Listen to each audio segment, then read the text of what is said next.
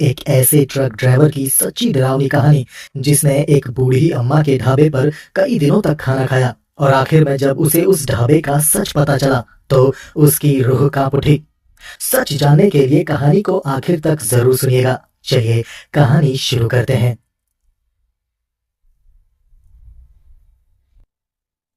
मेरा नाम किशन राम है। मैं एक ट्रक ड्राइवर हूँ। ये कहानी थोड़ी लंबी है, इसलिए आपको धैर्य और हिम्मत रखकर ये कहानी सुननी पड़ेगी। ट्रक ड्राइवरों के साथ ऐसी घटनाएं घटती रहती हैं जिन्हें दूसरों को यकीन दिलाना कभी कभी मुश्किल हो जाता है कि वो सच हैं। कभी कभी ट्रक ड्राइवर किसी गुमनाम रास्तों में भटक कर चले जाते हैं। कुछ लौट कर नहीं आते। ना जाने उनके साथ क्या होता है। और जो लौट कर आते हैं उनके पास सुनाने के लिए सिर्फ कहानियां ही बचती हैं। मैं आज 70 साल का हूँ और ये घटना तब की है जब मैं 20 साल का था।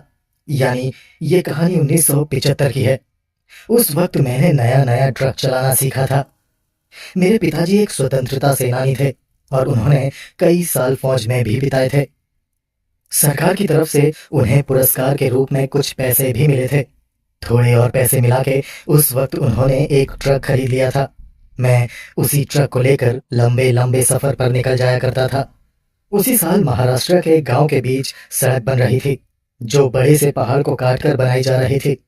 मेरा ट्रक उसी में रेता बजरी सप्लाई के काम में लगा हुआ था। रात के वक्त बाकी ट्रक वाले तो वहां से चले जाते थे क्योंकि वो नजदीक में ही रहते थे, लेकिन मेरा घर वहां से बहुत दूर था।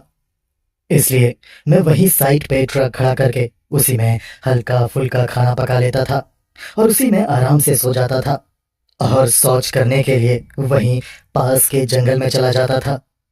मैं उस वक्त अकेला ही था क्योंकि उस काम में मुझे किसी हेल्पर की कुछ खास जरूरत नहीं पड़ी थी। दिन के वक्त वहां कई लोग रहते थे, जरूरत पड़ने पर उनसे हेल्प मिल जाती थी, लेकिन रात के वक्त वहां थोड़ा सन्नाटा पसर जाता था। गांव भी दूर दूर थे तो रोशनी का भी कोई इंतजाम नहीं था। हालांकि ट्रक के अंदर मैं बल्ब जलाकर ही रहता था और बाहर जाता तो टॉर्च लेकर ही जाता था। मुझे वहां उस जंगल में कुछ दिन हो गए थे। मैं ट्रक में ही रहता और ट्रक में ही खाता और सो जाता था। मैं दिन में काम करता था और रात में वहीं पर अपने ट्रक के अंदर आराम। एक रात जब मैं आराम से अपने ट्रक के अंदर सो रहा था तब किसी ने मेरे ट्रक के दरवाजे को बाहर से खटखटाया। मैं उठा और मैंने ट्रक की खिड़की से बाहर झांक कर देखा। बाहर एक आदमी खड़ा था। मैंने टॉर्च उठाया और उसे जलाकर उस आदमी के चेहरे पर रोशनी डाली। वो एक 35-36 साल का आदमी था जिसने ढीले ढाले कपड़े पहने हुए थे। चेहरे पर दाढ़ी थी। सिर के बाल और चेहरे की दाढ़ी को देखकर लग रहा था जैसे उसने काफी दिनों से नहाया नहीं था। कपड़े भी धूल मिट्टी से सने हुए थे। मेरे टॉर्च की रोशनी से उसकी आंखें चुंधिया गई तो उसने आंखें मूंदते हुए मुंह फेर कर कहा, अरे भाई, आंखें फोड़ने का इरादा है क्या? इसे मेरी आंखों से हटाओ। मैंने उसके चेहरे पर से टॉर्च की रोशनी हटाई और उससे पूछा, क्या हुआ भाई, दरवाजा क्यों खटखटाया? वो आदमी बोला, भाई साहब, थोड़ा सा पीने का पानी मिलेगा? मैं बहुत दूर से पैदल चला आ रहा हूँ। पेट में हल्की सी जलन हो रही है। मैंने एक लोटे में पानी भरा और ट्रक की खिड़की से लोटा उसे थमाते हुए कहा, भाई लगता है बहुत मिर्च मसाले वाला खाना खाया है तुमने, तभी जलन हो रही है। उसने आ करके उस लोटे से पानी पिया और फिर बोला, हाँ भाई, पीछे अम्मा के ढाबे में गोश्त खाया था। स्वादिष्ट था इसलिए दबा के खा लिया। बनाया तो बढ़िया था पर झाल बहुत थी उसमें। शायद उसी की जलन है। मैंने उस आदमी से पूछा, क्या यहाँ आसपास ढाबा भी है? कहाँ पर है वो ढाबा? कितना दूर है यहाँ से? यहाँ से बस थोड़ा ही दूर है। यही कोई 20-25 मिनट पैदल चलकर तुम वहां पहुंच जाओगे। एक छोटा सा झोपड़ा ही है बस। देखने से पता नहीं चलेगा कि ढाबा है। मैंने कहा, अच्छा मुझे मालूम नहीं था कि आसपास कोई ढाबा है। मैं कितने दिनों से रात में खुद खिचड़ी बना के खा रहा था। ठीक है, कल जाकर देखता हूँ वो ढाबा। वो आदमी बोला, अच्छा साहब, अब मैं चलता हूँ। पानी के लिए आपका शुक्रिया। उसके बाद वो आदमी वहां से चला गया। मैं वापस अपने बिस्तर में लेटा और थोड़ी देर में मुझे फिर से नींद आ गई।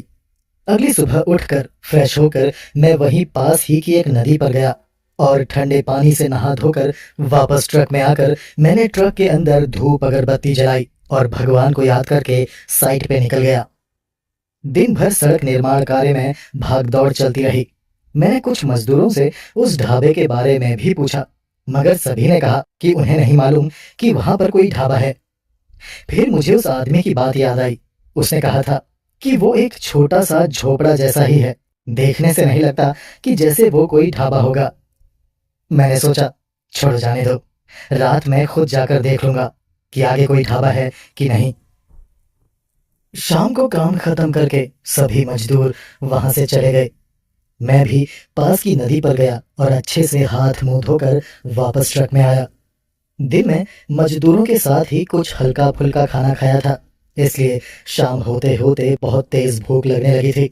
तो मैं पैदल ही उस तरफ जाने लगा जिधर उस आदमी ने बताया था कि वो ढाबा है।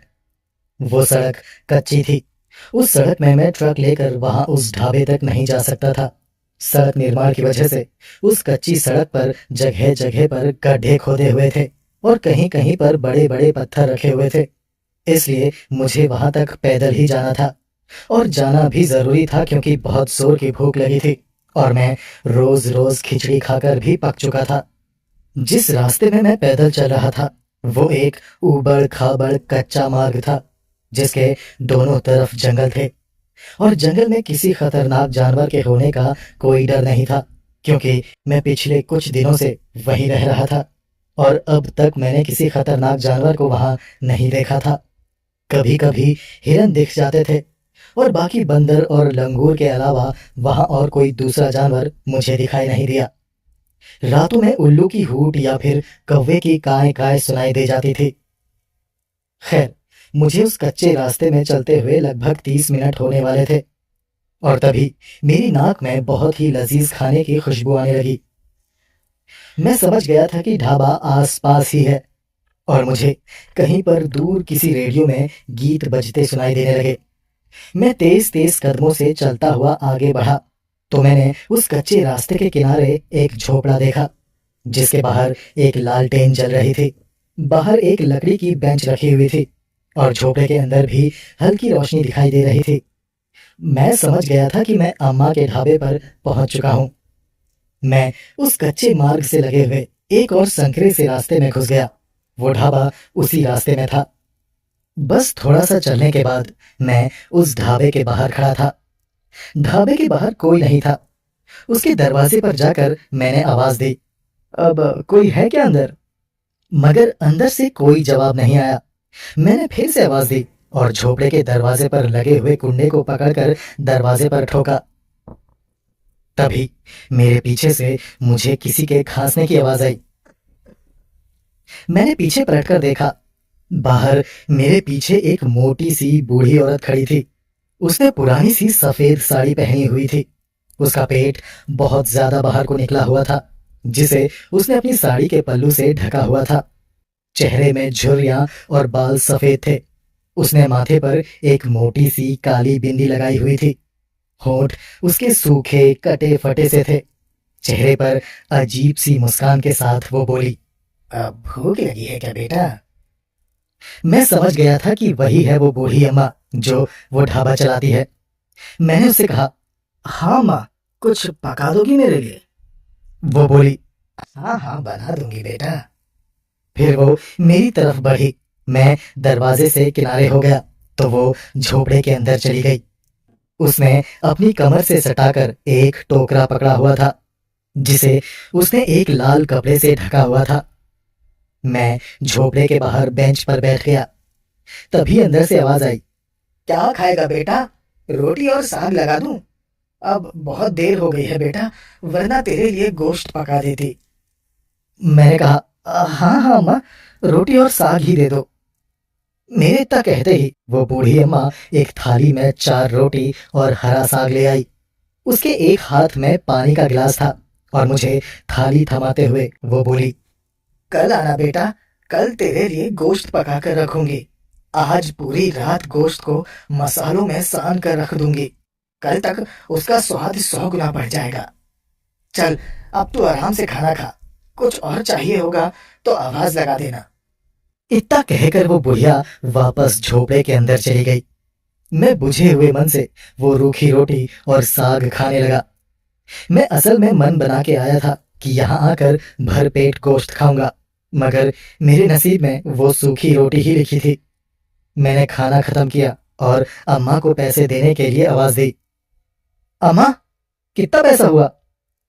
मगर अंदर से कोई जवाब नहीं आया। मैंने फिर से आवाज दी, मगर कोई जवाब नहीं आया। मैं झोपड़े के अंदर गया। वो एक बड़ा सा कमरा था जिसकी दीवारें और फर्श को मिट्टी से लीप कर बनाया गया था। वहां 2 चूल्हे थे, कई बर्तन रखे हुए थे, सब्जियों की टोकरी और कुछ कालिख लगे हुए कनस्तर रखे हुए थे जिनमें शायद वो आटा चावल रखती होगी। मैंने देखा उस कमरे की दीवार पर एक गंदा सा पर्दा लटका हुआ था। शायद उसके पीछे दरवाजा है सोचकर मैं उसके पास गया। मैं उस गंदे से पर्दे को अपने हाथ से खिसकाने ही वाला था कि तभी पर्दे के पीछे से वो बूढ़ी औरत बाहर निकल कर आई। उसके एक हाथ में छोटा सा तौलिया था जिसे देखकर ऐसा लग रहा था जैसे उस तौलिए में खून लगा हो। फिर उस बुढ़िया ने अपनी साड़ी के पल्लू से अपने माथे का पसीना पोंछा। तब मैंने गौर किया कि उसके हाथ में भी खून लगा हुआ था। मैंने उससे कहा, अब अम्मा कितने पैसे हुए? वो बुढ़िया हंसी और बोली, अब सूखी रोटी और जरा से साग के लिए कोई पैसे लेता है भला? जा, रहने दे, कल आना, कल बढ़िया खाना खिलाऊंगी, तब देना पैसे। उसके बाद मैंने उसे एक नकली सी मुस्कान दी और उसके बाद मैं उसके झोपड़े से बाहर आ गया। मैं अभी उसके झोपड़े से बस कुछ ही कदम आगे बढ़ा था कि तभी मेरे पीछे से उस झोपड़े का दरवाजा भड़ाक से आवाज करता हुआ बंद हो गया, जैसे किसी ने गुस्से से उस दरवाजे को बंद किया हो। मैं उस जंगल के बीच उसी रास्ते से वापस अपने ट्रक की तरफ आने लगा तो उस अंधेरे में मुझे चलने में कोई परेशानी नहीं हुई।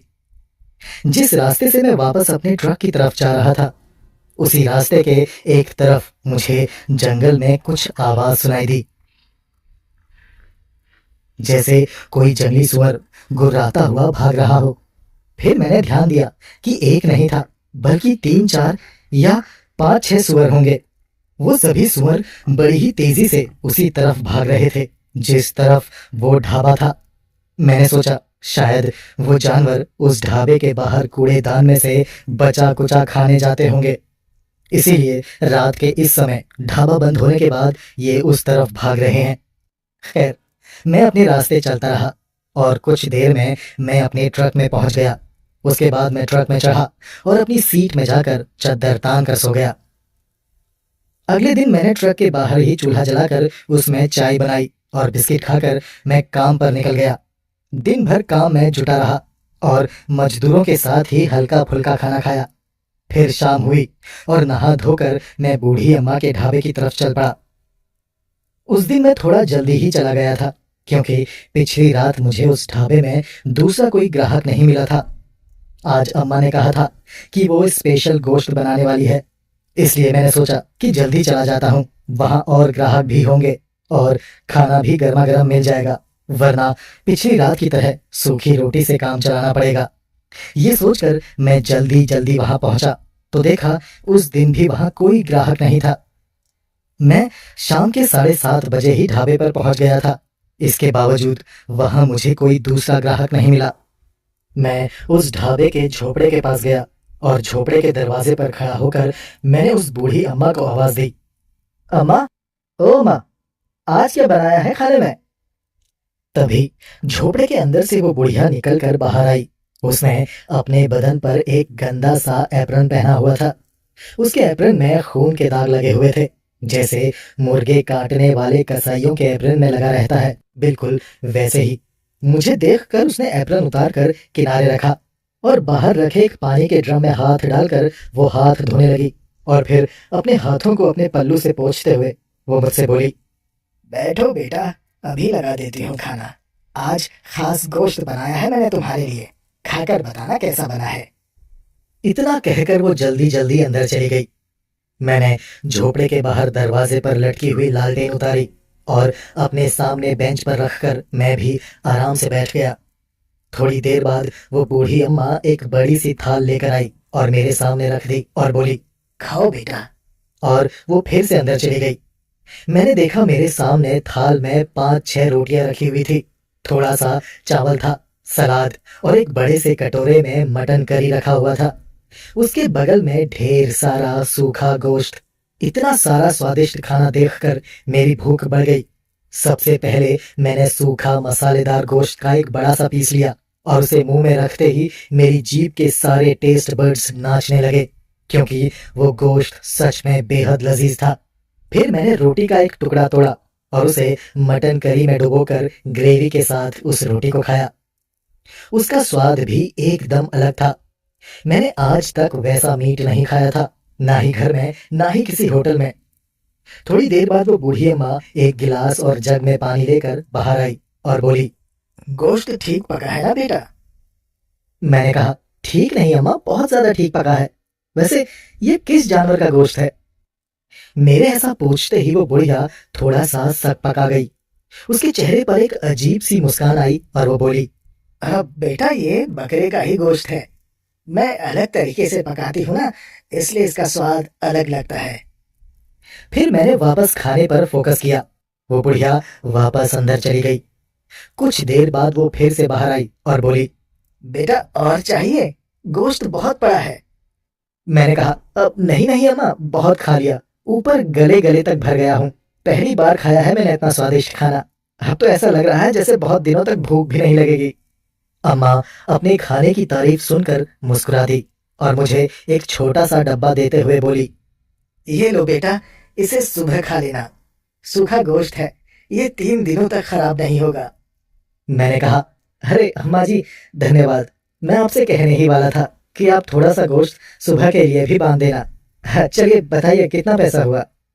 वो बूढ़ी अम्मा बोली, अरे बेटा, जो दिल करे जितना दिल करे बाद में दे देना। अब तो तू आता ही रहेगा ना खाना खाने के लिए? मैंने कहा, हाँ अम्मा, कुछ दिनों का काम और बचा है, उसके बाद काम खत्म हो जाएगा तो मैं चला जाऊंगा। वो बूढ़ी अम्मा बोली, ठीक है बेटा, जिस दिन जाएगा उस दिन दे देना पैसे। अब जा, बहुत रात हो गई है। मैंने अम्मा का धन्यवाद किया और उनसे विदा लेकर मैं वापस अपने ट्रक की तरफ जाने लगा। अभी मुझे सिर्फ 20-25 मिनट पैदल चलना था। जब मैं उस सुनसान जंगल वाले रास्ते के बीच चल रहा था, तब पिछली बार की ही तरह मुझे जंगल में पेड़ों के पीछे वही सुअरों के भागने की आवाजें आने लगी। वो बड़ी ही तेजी से उसी तरफ भाग रहे थे जिधर वो ढाबा था। खैर, कुछ ही देर में मैं अपने ट्रक के पास पहुंचा और हाथ मुंह धोकर मैं अपने बिस्तर में जाकर सो गया। आधी रात में मुझे मेरे ट्रक के बाहर कुछ हलचल महसूस हुई। ऐसा लग रहा था जैसे मेरे ट्रक के बाहर लोग चल रहे हैं और आपस में ही खुसर फुसर कर रहे हैं। मैं बिस्तर से उठा और ट्रक के सामने वाले कांच से बाहर देखा। बाहर अंधेरा था, कुछ भी साफ दिखाई नहीं दे रहा था, पर कुछ काली परछाइयां हिलती हुई सी दिखाई दे रही थी। मैंने ट्रक में चाबी लगाकर ट्रक की हेडलाइट्स ऑन की, तो जो देखा वो देखकर मेरी आंखें फटी की फटी रह गई, क्योंकि मेरे ट्रक के पास बड़े बड़े सुअर मेरे ट्रक को घेर कर खड़े थे। वो सारे सुअर किसी मिडिल साइज हाथी के समान लग रहे थे, एकदम मोटे तगड़े। पर वो सभी मेरे ट्रक को घेर कर क्यों खड़े थे, ये मुझे समझ नहीं आ रहा था। वो सभी मेरे ट्रक के पास आकर हवा में कुछ सूंघने की कोशिश कर रहे थे। तभी मेरा ध्यान सामने डैशबोर्ड में रखे हुए उस डब्बे पर गया जिसके अंदर मुझे उस बुढ़िया ने सूखा गोश्त पैक करके दिया था। अब मुझे समझ आया कि वो सुअर वहां उस सूखे गोश्त की महक सूंघ कर आए हैं। मुझे डर था कि कहीं वो उस गोश्त के लिए मेरे ट्रक का नुकसान न कर दें, इसलिए मैंने वो डब्बा उठाया और उसका ढक्कन ढीला करके मैंने वो डब्बा ट्रक की खिड़की से दूर फेंक दिया। मेरे ऐसा करते ही वो सारे मोटे तगड़े सुअर गुर्राते हुए उसी तरफ भागे जिधर वो डिब्बा गिरा था। उसके बाद वे सभी उस जरा से गोश्त के लिए उस डब्बे पर टूट पड़े। मैं कुछ देर तक उन्हें देखता ही रहा। उसके बाद एक एक करके वो सुअर वहां से चले गए। मैंने राहत की सांस ली और मैं अपनी ड्राइविंग सीट के पीछे लंबी वाली सीट में जाकर लेट गया। मेरे मन में बस यही ख्याल आ रहा था कि अगर वो गोश्त का डब्बा मैं बाहर नहीं फेंकता तो क्या वो बड़े बड़े सुअर मुझ पर हमला करके कहीं मुझे तो नहीं खा जाते? ऐसा सोचते सोचते कब मेरी आंख लग गई मुझे पता ही नहीं चला। अगले दिन भी वही भाग दौड़ रही। फिर शाम को मैं उसी ढाबे में गया। उस दिन भी वहां दूसरा कोई ग्राहक नहीं था। मुझे अब लगने लगा था जैसे उस बूढ़ी अम्मा का सिर्फ मैं ही एकमात्र ग्राहक हूं। जैसे ही मैं उस बूढ़ी अम्मा के झोपड़े के बाहर पहुंचा, मेरे पहुंचते ही वो बूढ़ी अम्मा एक हाथ में बड़ी सी थाली ले आई। उस दिन भी उसने वही खाना बनाया था जो उसने पिछली रात बनाया था। मैंने पेट भर खाना खाया और अम्मा से पूछा, अम्मा, मैं जब भी इस ढाबे में आया तब मुझे यहाँ कोई दूसरा ग्राहक नहीं दिखाई दिया, ऐसा क्यों? वो अम्मा बोली, अरे ऐसा इसलिए बेटा, क्योंकि मैं उन्हें मारकर उन्हें पकाकर खा जाती हूँ। ये सुनकर मैं कुछ पल के लिए सन्न रह गया। फिर वो हंसती हुई बोली, अरे बेटा, सब दिन में आते हैं, रात में कौन ही आएगा इस जंगल में खाना खाने। फिर मैंने अम्मा को उन सुअरों के बारे में बताया कि पिछली रात गोश्त की महक सूंघकर ढेर सारे मोटे तगड़े सुअर मेरे ट्रक के बाहर आकर खड़े हो गए थे। वो बूढ़ी अम्मा बोली, अरे वो, हाँ, सब चटोरे हैं। एक बार मैंने उन्हें बचा कुचा खाना क्या खिला दिया, उनकी जीभ में गोश्त का स्वाद लग गया। बस रोज रात में आकर खाना मांगते हैं, नहीं तो उधम मचाते हैं सारे के सारे। फिर वो हंसते हुए बोली, बेटा, आज भी बांध दूं सुबह के लिए सूखा गोश्त, सुबह खा लेना। मैंने कहा, नहीं अम्मा, रहने दो।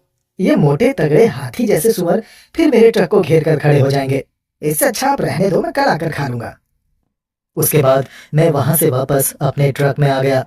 उस रात भी मुझे जंगल में उन्हीं मोटे तगड़े सुअरों की आवाजें सुनाई देती रही जो खाने की तलाश में ढाबे की तरफ दौड़ रहे थे।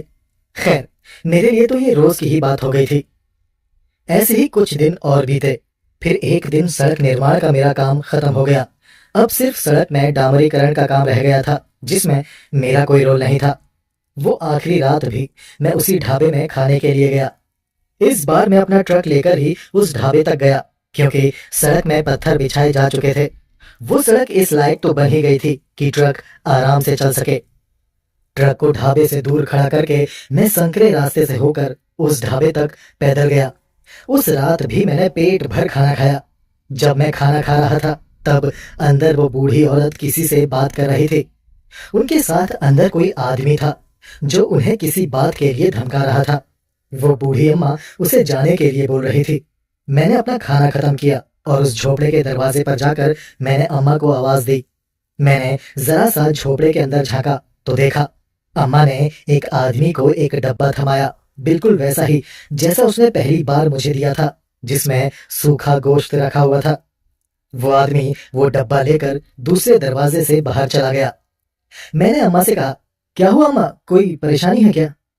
अम्मा बोली, नहीं बेटा, कोई परेशानी नहीं। फिर मैंने कहा, अम्मा, मैं आज घर वापस जा रहा हूँ, मेरा काम यहाँ पर खत्म हो गया है। अम्मा के चेहरे के भाव बदल गए। वो रुआंसी सी होकर बोली, अच्छा बेटा, ठीक है। मैंने अम्मा से पूछा कि अम्मा कितने पैसे हुए? अम्मा ने कहा, जितना तेरा दिल करे दे जा बेटा।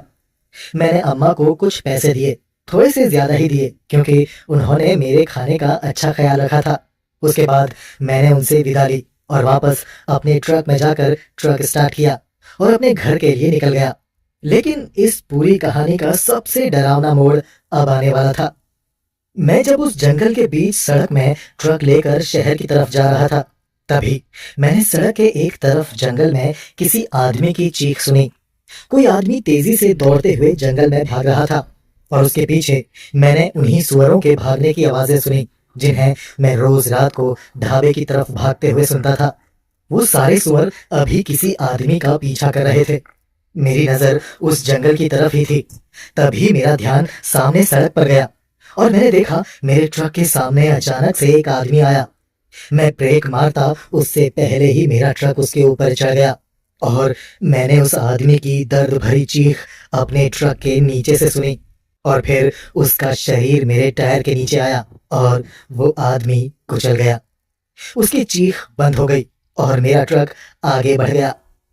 मैं ट्रक चलाता रहा। मेरी हिम्मत नहीं हुई कि मैं ट्रक रोककर उस आदमी को देखूं कि वो जिंदा है या मर गया। मैंने गौर किया कि जब वो आदमी अचानक मेरे ट्रक के सामने आया था, तब उसके हाथ में वही डब्बा था जिसके अंदर उस बुढ़िया ने मुझे भी सूखा गोश्त दिया था। वो डब्बा बिल्कुल वैसा ही था और वो आदमी वही आदमी था जो पहली बार मेरे ट्रक के बाहर आया था, जिसने मुझसे पानी मांगा था और जिसने मुझे उस बुढ़िया के ढाबे के बारे में बताया था। वो वही आदमी था। अब मुझे समझ आया कि वो सुअर उस आदमी के पीछे क्यों पड़े थे, क्योंकि उन सुअरों को उस आदमी के हाथ के डब्बे से गोश्त की खुशबू आ रही थी। वो डब्बा उस आदमी को उसी बूढ़ी अम्मा ने दिया था। मैं उस आदमी को कुचल कर काफी आगे आ चुका था। अब मेरे मन में ख्याल आया कि अगर वो आदमी जिंदा हुआ तो उसे मदद की जरूरत होगी। मैं वापस नहीं जाना चाहता था, लेकिन मेरी अंतर आत्मा मुझे कोस रही थी। मैंने ट्रक रोका और यू टर्न लेकर वापस उसी जगह की तरफ बढ़ा जहां पर वो आदमी मेरे ट्रक के नीचे आकर कुचल गया था। मुझे डर भी लग रहा था कि अगर वो आदमी मर चुका होगा तो फिर मैं क्या करूंगा, और अगर वो आधा कुचला हुआ और जिंदा होगा तब भी मैं क्या ही कर लूंगा। लेकिन जब मेरा ट्रक उस सड़क में उसके करीब पहुंचा तो मैंने ट्रक की हेडलाइट की रोशनी में एक अजीब और डरावनी चीज देखी। जिस जगह पर वो आदमी मेरे ट्रक के नीचे कुचला था, ठीक उसी जगह में सड़क के किनारे कुछ सूअर खड़े थे और उस आदमी की कुचली हुई लाश बीच सड़क में पड़ी हुई थी और उस कुचली हुई लाश के पास वही बूढ़ी अम्मा बैठी हुई थी। वो उस आदमी की लाश के उसके कुचले हुए शरीर के मांस के टुकड़े उठा उठा कर एक टोकरी में रख रही थी। ये वही टोकरी थी जो मैंने तब उसके पास देखी थी जब मैं पहली बार उस ढाबे में गया था। ये देखकर मुझे उल्टी आने लगी। मैंने ट्रक की खिड़की से मुंह बाहर निकाला और उल्टी करने लगा। फिर मैंने वापस उस तरफ देखा। अब वो बूढ़ी अम्मा कमर में टोकरी सटाए खड़ी थी और मेरी ही तरफ देखकर अजीब ढंग से मुस्कुरा रही थी। फिर उसने सूखे गोश्त का डब्बा उठाकर उन सुअरों के सामने फेंक दिया और वो खुद वापस ढाबे की तरफ चली गई। वो सारे मोटे तगड़े सुअर उस सूखे गोश्त के डब्बे पर टूट पड़े। ये दृश्य देखकर मेरी आंखें फटी की फटी रह गई। मैं समझ गया कि इतने दिनों से मैं जो गोश्त खा रहा था वो किसी जानवर का गोश्त नहीं, बल्कि किसी ना किसी इंसान का गोश्त था। मैं पसीना पसीना होने लगा। मेरे शरीर के रोंगटे खड़े होने लगे। अब मुझे समझ आ रहा था कि उस रात उस बूढ़ी औरत ने मुझे उस डब्बे में सूखा गोश्त भरकर क्यों दिया था, ताकि रास्ते में वापस ट्रक की तरफ जाते हुए जंगल में वो सुअर उस गोश्त की खुशबू सूंघकर मुझ पर हमला करके मुझे मार दे और फिर वो बुढ़िया मेरे शरीर को भी पकाकर खुद भी खाए और उन सुअरों को भी खिलाए। मगर मेरी किस्मत अच्छी थी, मेरे साथ ऐसा नहीं हुआ। मैंने तुरंत ट्रक वापस मोड़ा और पूरी रफ्तार से उस जंगल से भगा लिया। तब से लेकर आज तक मैंने दोबारा कभी किसी जानवर का मांस नहीं खाया।